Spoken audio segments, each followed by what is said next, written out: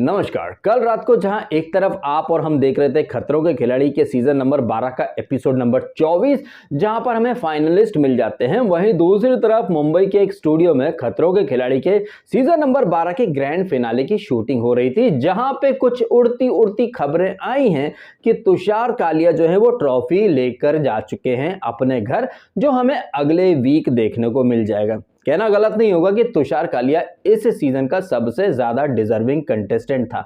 यह बात भी है कि वो कलर्स का एक बहुत बड़ा फेस है और उसे शायद प्रिविलेज मिले हों, लेकिन अगर तुषार कालिया को प्रिविलेज नहीं भी मिलते तब भी वो शायद जीत ही जाता, क्योंकि वो इस सीजन का सबसे दमदार खिलाड़ी था। एंड अगर आप याद करें तो 2-3 वीक पहले की बात है, वो जो एपिसोड था जहां पर सारे ही कंटेस्टेंट को एक जैसे स्टंट दिए गए थे, जहां पर कह करके तुषार ने वो स्टंट जीत लिया था। दूसरा वाला, पहले वाले स्टंट में वो निशांत को जिताने के लिए खुद गिव अप कर देता है, और जहां पर निशांत कहता भी है कि भाई तू तो जीत जाएगा कोई सा भी स्टंट। और अगला वाला स्टंट जहां पर प्रतीक, मोहित, कनिका, रुबीना सब थे, लेकिन वो जो याद है आपको, वो हवाई पुल वाला जहां रस्सियों पर सब चल के आते हैं, तुषार दमदार तरीके से जीत जाता है। तो कहना गलत नहीं होगा कि तुषार ने हर स्टंट में खुद को साबित किया है और वो जीत का सच्चा हकदार है। उसे अगर किसी से टक्कर मिली है तो वो फैजू से मिली है, और फैजू ने भी दमदार तरीके से खुद को साबित किया है।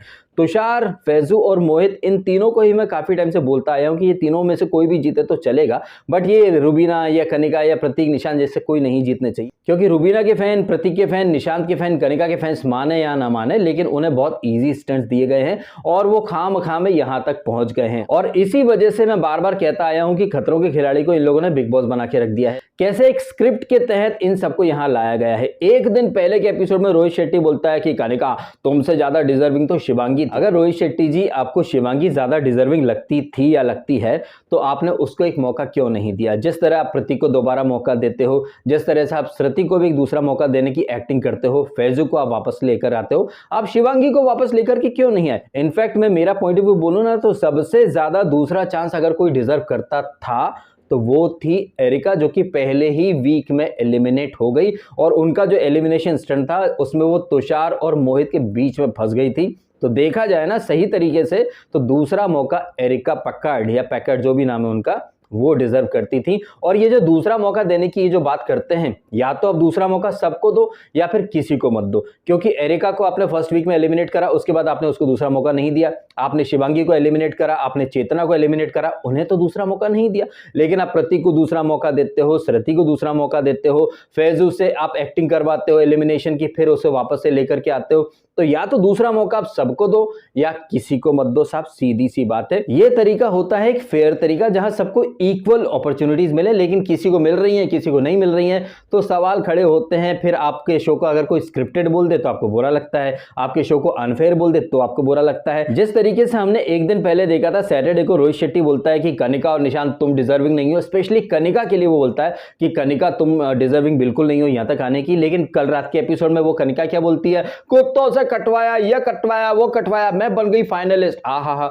और रुबीना बोलती है कि मैंने ये स्टंट दमदार किए, वो स्टंट दमदार किए, और आज मैं यहां पहुंच गई या फिर पहुंचाई गई। ये आप सब जानते हैं, उनके फैंस भी जानते हैं, लेकिन खुले दिल से कोई स्वीकार नहीं करेगा कि कैसे मेकर्स के बिछाए हुए रेड कारपेट पर चलकर ये लोग वहां पहुंच गए। और आपने निशांत का एलिमिनेशन कल रात को देखा होगा, निशांत को चोट लग गई, डॉक्टरों ने उसको अनफिट बोल दिया, लेकिन जब वो स्टंट हुआ था जिसमें मोहित और निशांत साथ में गए, जो कि कल रात के एपिसोड का पहला वाला स्टंट था, जिसमें मोहित को तो चक्कर आ गए थे और मोहित थोड़ी देर के लिए गजनी मोड में चला गया। तो मैं कौन हूं, मैं कहां हूं, क्या हुआ अभी मेरे साथ, मुझे कुछ याद नहीं, आप कौन, आपने मुझे क्यों बुलाया, मैं यहां क्यों आया, अच्छा ऐसा, लेकिन आपको मैं फिर भी नहीं जानता। मुझे लग रहा है कि ये जो पर्टिकुलर परिस्थिति उत्पन्न हुई थी, वहां पर वो जो फिजियोथेरेपिस्ट है उसे अगर मोहित मलिक के सामने लाया जाता तो शायद मोहित मलिक की याददाश्त वापस आ जाती।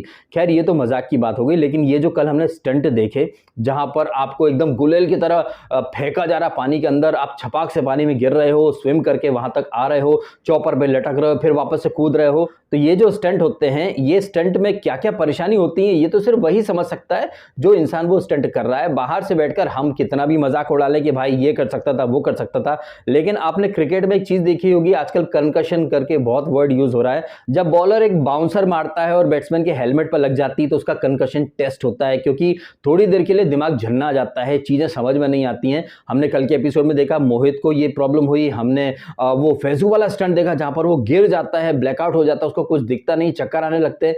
तो वो जो पर्टिकुलर कंटेस्टेंट उस स्टंट में है वो बेहतर तरीके से समझ सकता है कि उसका शरीर कितना साथ दे रहा है, कितना साथ नहीं दे रहा है। कल जब मोहित मलिक का ये इंसिडेंट हमने देखा, इसके बाद फैजू का इंसिडेंट मैंने देखा, मैंने अपनी वाइफ से बोला यार आजकल कार्डियक अरेस्ट बहुत हो रहे हैं, सेलिब्रिटीज को तुरंत हार्ट अटैक हो जाता है, क्या हो ये जो स्टंट जो कि आप टीवी पर देखते हैं इसमें ये टीम सोचती रहे कि चलो ठीक है, क्या पता भाई वो इंसान पानी में डूब जाए, क्या पता भाई साहब उसका हार्ट तुरंत बंद हो जाए वहां पर, और कुछ भी हो सकता है भाई साहब। आई मीन कुछ भी हो सकता है। जिस तरीके से मोहित मलिक या फिर फैजू को हमने देखा, फैजू वाला जो एक्सीडेंट था वो जिस तरह रस्सी से वो एकदम टकराया फिर उल्टा होकर के गिर गया, मतलब यार कोई भी सामान्य प्राणी हो उसका बीपी बढ़ जाएगा, कुछ भी हो सकता है, यू नेवर नो। घबराहट की वजह से आदमी, और वो भी पानी के अंदर है, कुछ भी हो सकता है, आदमी पैनिक कर जाता है। तो ये चीज़ तो मैं अच्छे से समझता हूं कि भाई ये स्टंट बहुत डेंजरस होते हैं और बहुत ही डायनेमिक स्टंट होते हैं। तो वो तमाम कंटेस्टेंट जैसे कि मोहित कहिए, निशांत कहिए, फैजू कहिए, जिन्होंने ऐसे डेंजरस स्टंट परफॉर्म किए, भाई आप रिस्पेक्ट तो डेफिनेटली डिजर्व करते हो। हालांकि यहाँ पर रिस्पेक्ट दिल से आ रही है। वहीं कुछ ऐसे कंटेस्टेंट भी होते हैं जो तिल का ताड़ बना देते हैं, जैसे कि रुबीना कहिए, कनिका कहिए, ये तो छोटी छोटी चीज के ऊपर ऐसे रिएक्शंस देते हैं मुंह फाड़ फाड़ के। जब ये कनिका को या रुबीना को मुंह फाड़ते हुए देखता हूं तो फिर मैं सोचता हूं यार कितनी ओवर एक्टिंग कर रहे हैं, लेकिन फिर मेरा दिमाग कहता है अरे यार डीएसके क्या बोल रहे हो यार तुम। इन लोगों की जो पहचान बनी है वो ऐसे सीन या ऐसे सीरियल करके ही बनी है, जैसे कि इनके सीरियल्स में बहू तुमने सब्जी में नमक कम डाल दिया, क्या क्या क्या, धुमता ना धुमता ना, फोन कट गया तो अरे इनका फोन नहीं लग रहा, ओह माय गॉड फोन क्यों नहीं लग रहा।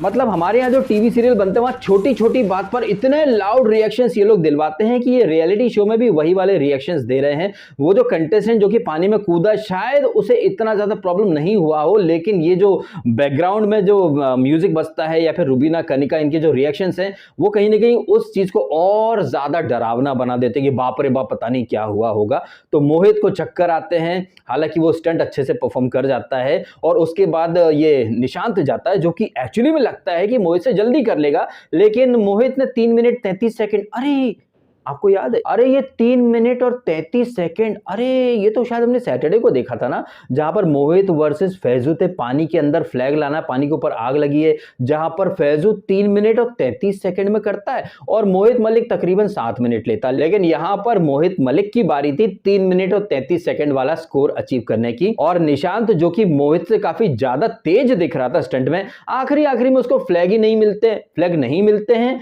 या फिर ना मिलने की एक्टिंग थी, क्योंकि हमको तो क्लियरली दिखाई दे रहा था कि निशांत वहां पर बहुत तेजी से स्टंट पूरा कर रहा था, लेकिन आखिरी के वही जो 10-15 सेकंड है वहीं पर गेम पलट गया और निशांत की जो टाइमिंग थी वो थी 3 मिनट और 45 सेकंड और मोहित की टाइमिंग थी 3 मिनट और 33 सेकंड। अगला स्टंट उसके पहले वो खामखा की एक्टिंग, वो सब ग्रीन लाइट रेड लाइट और वो कुत्ता जो था सबके भविष्य वगैरह बताना, ये सब फालतू पंती चलती रहती है। अगला जब स्टंट आता है जहां पर राजीव अडातिया और कनिका कार वाला स्टंट करते हैं, अगेन अनदर डायनेमिक स्टंट, जहां पर वो कनिका जिसकी ड्राइविंग इतनी कोई अच्छी नहीं है वो अच्छे से स्टंट परफॉर्म कर लेती है। वो कितने आई थिंक 10 के आसपास कुछ फ्लैग ले पाती है, जहां पर एक बड़ा सा ट्रक है, उसके दोनों साइड में कुछ फ्लैग्स लगे हैं, आपको कार लेकर के आना है और फ्लैग्स को तोड़ते हुए जाना है। तो राजीव अडातिया वहां पर कुछ 8 फ्लैग ही कर पाता है, उसके बाद उसकी गाड़ी पलट जाती है और कनिका जो है वो स्टंट जीत जाती है। अब ये जो स्टंट चल रहा था यहाँ पर कनिका और राजीव का, यहाँ पर निशांत था लेकिन मोहित नहीं था, क्योंकि मोहित को चक्कर आ गए थे, उसकी याददाश्त चली गई थी तो वो ट्रीटमेंट में था, ठीक है। तो यहाँ पर निशांत था, निशांत बोलता भी है you also dead God, she also dead God, you both dead good. यहाँ पर निशांत की तबीयत एकदम ठीक थी, लेकिन इसके बाद जो स्टंट होता है वहां हमें मोहित दिखता है, निशांत नहीं दिखता है और रोहित शेट्टी बोलता है चौकैया सेमीफिनाले स्टंट है और यहाँ पर निशांत नहीं आ पाया बिकॉज वो मेडिकली अनफिट है, तो हम उसको एलिमिनेट करते हैं। अब क्या करें टाइम पास के लिए, चलो रुबीना अब तुम्हारा नाम पर्ची से निकला है, तुम्हारे फैंस भी खुश हो जाएंगे और जो लोग तुम्हें पसंद नहीं करते जैसे कि डीएसके वो भी खुश हो जाएगा, बोलेगा अरे वाह रुबीना ने कितना अच्छा स्टंट परफॉर्म करा, देखा डीएसके रुबीना अपने दम पर यहां तक पहुंची है। तो रुबीना आप पहले ये स्टंट पूरा करो, आप जितना टाइम लगाओगी उससे कम में राजीव को करना पड़ेगा, अगर राजीव स्टंट नहीं कर पाएगा तो वो एलिमिनेट हो जाएगा। तो हम यहां देखते हैं रुबीना जाती है और काफी टाइम लेती है लेकिन वो स्टंट पूरा नहीं कर पाती, वो जो आखिरी वाला फ्लैग रहता है वो नहीं ले पाती। आती है। उसके बाद तुलतुल काया के स्वामी राजीव अडातिया आते हैं, लेकिन वो जो पाइप था जिस पर आपको रेंग रेंग कर जाना है, अब रुबीना तो है दुबली पतली, वो तो चली गई वहां पर नागिन की तरह रेंग कर, लेकिन बड़े वाले पेट के स्वामी उर्फ गेंडा स्वामी उर्फ राजीव द अडातिया, उनका जो पेट का बैलेंस था ना वो राइट साइड में ज्यादा झुक गया, तो वो एकदम धड़ाम से लटक गए वहां जाकर उनके पेट के साथ। तो वो यहाँ एलिमिनेट होते हैं। नहीं नहीं, एलिमिनेट कहां होते हैं। रोहित शेट्टी बोलता अरे ये राजीव अडातिया बड़ा फनी कैरेक्टर है, अपन इसको रखेंगे, स्टंट नहीं करवाएंगे। अरे रोहित भैया ये आप क्या बोल दिए भाई साहब, आप तो डे वन से उसको इसीलिए रखे हैं, आप चिंदी पिंदी स्टंट देते रहे उसको, या ऐसे स्टंट जहां वो अबॉर्ट करता था, इसके बावजूद आप उसको रखे रहे, तो किसको चूरन चिपका रहे हो अपन इसको रखेंगे, स्टंट नहीं करवाएंगे। आप डे वन से यही चीज करवा रहे हो, बस उसको कंटेंट के लिए, कॉमेडी के लिए, ह्यूमर के लिए उसको रखा है वहां पर, और चाय पानी पिलाने का काम उसे दे दिया। उसके बाद जो स्टंट होता है, ये जो फैजू ने जो स्टंट किया, जहां पर एक नारियल के पेड़ पर आपको चढ़ना है, नारियल बंदे फिर कूदना है, अगर आप ध्यान दें तो ये जो स्टंट था ना, इसका प्रोमो हमने 3 या 4 वीक पहले ही देख लिया था। आई थिंक वो एपिसोड जहां पर प्रतीक दोबारा से एलिमिनेट हुआ था, उस एपिसोड के स्टार्ट में हमें ये सारे स्टंट्स के प्रोमो दिखाए गए थे, तो कितने एडवांस में ये सब कुछ शूट हो चुका है। तो यहाँ पर ये जो आखिरी वाला स्टंट चल रहा था, जहां पर फैजू जाता है, वो गिर पड़ता है, उसको ब्लैकआउट हो गया है, वहीं पर एपिसोड खत्म हो जाता है। और बाकी चीजें जो देखेंगे अब वो हम अगले एपिसोड में देखेंगे, जहां पर कार वाले स्टंट होंगे। ये वाला जो स्टंट चल रहा है, ये कौन जीतता है कौन नहीं जीतता है। अब यहाँ पर निशांत और राजीव दोनों रेस से बाहर हो चुके हैं। अब तुषार है, फैजू है, मोहित है, कनिका जो कि नॉन डिजर्विंग लेकिन फिर भी वहां पर खड़ी है, जन्नत और रुबीना भी है। अब कैसे धीरे धीरे ये सारे लोग हटते हैं, फिर टॉप 3 बनते हैं, तुषार, फैजू एंड मोहित। उसके बाद टॉप 3 से कैसे बनते हैं टॉप 2, और उसके बाद टॉप 2 वाला कौन सा स्टंट होगा। आई थिंक चॉपर वाला कोई स्टंट है, जहां पर सुनने में आया कि तुषार ने ज्यादा जल्दी कर लिया है वो स्टंट फैजू के मुकाबले में। अब ये सारी चीजें हम देखेंगे अगले एपिसोड में, यानी कि सैटरडे और संडे अपकमिंग वीकेंड। उसके बाद तो बिग बॉस शुरू हो जाएगा। अच्छा, बिग बॉस से याद आया कि बिग बॉस में तो वोटिंग का झोलझाल हो जाता है, वहां पर आप पब्लिक विनर बोल सकते हैं, लेकिन खतरों के खिलाड़ी में प्रतीक जिसने हर बार हगा है, उसके फैंस उसको पब्लिक विनर ऑफ खतरों का खिलाड़ी बोल रहे हैं। भाई साहब कौन है ये लोग, कहाँ से आते हैं ये लोग। मतलब दुनिया में अखंड चूतियों की कमी नहीं है, और रियलिटी शो के माध्यम से हमें पता चल जाता है कि दुनिया में उन अखंड चूतियों की तादाद कितनी बढ़ चुकी। अब आपके क्या ओपिनियन है इन तमाम बातों के बारे में, एपिसोड में जो घटनाएं घटी उनके बारे में आप भी कमेंट करके बताएं। अब ये कमेंट की बात मैं इसलिए कर रहा हूं क्योंकि ये वीडियो मैंने अपने दोनों ही चैनल पर डाल दिया है। DSK Talks 2.0 पर अगर आप देख रहे हैं तो वहां पर कमेंट आपके आ जाएंगे मेरे पास, और जो मेरा प्राइमरी चैनल है अगर आप इस पर देख रहे हैं तो इस पर शायद आपको कमेंट करने का मौका ही नहीं मिले, बिकॉज यूट्यूब अभी भी इन्वेस्टिगेट ही कर रहा है कि भैया मैटर चल क्या रहा है। अब देखते हैं यूट्यूब ये मसला कब तक सॉल्व कर पाता है। तो अगर आप चाहें तो इस वीडियो को इस चैनल पर देख लें, या फिर DSK Talks 2.0 पर भी देख सकते हैं, वहां पर आपके कमेंट मेरे पास पहुंच जाएंगे। फिलहाल आपने समय निकालकर वीडियो देखा, आपका बहुत बहुत धन्यवाद। Thank you so much.